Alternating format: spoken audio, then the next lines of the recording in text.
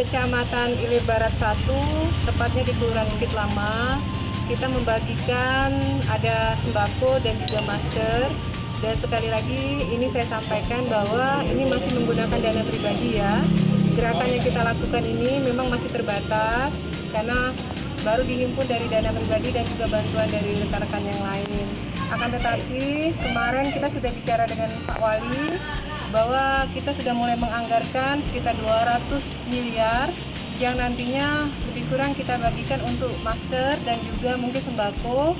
Sisanya nanti kita peruntukkan juga untuk kegiatan dalam arti mengatasi masalah COVID-19.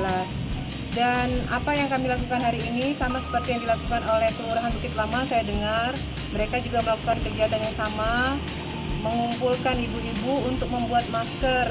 Dan insya Allah masker yang nanti kita bagikan ke seluruh wilayah Kota Palembang menggunakan anggaran dana APBD itu memang digunakan untuk membuat masker kain. Jadi nanti masker kainnya sudah kita gerakkan seluruh UKM yang ada di Kota Palembang untuk segera sebanyak-banyaknya bisa membuat masker.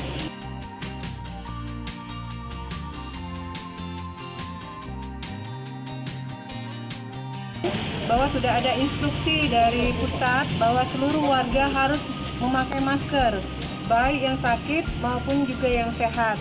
Bahkan saya dengar sudah ada statement atau pernyataan bahwa nantinya kalau ke depan kantor-kantor pelayanan ingin menerapkan bisa melayani masyarakat kalau masyarakatnya sudah memakai masker. Oleh karena itu nanti juga masker kain yang kita buat ini kita letakkan di kantor-kantor pelayanan, di puskesmas terutama. Jadi bagi warga yang membutuhkan masker bisa diambil di sana atau nanti bisa memakai masker untuk mendapatkan pelayanan di pemerintah Kota Palembang.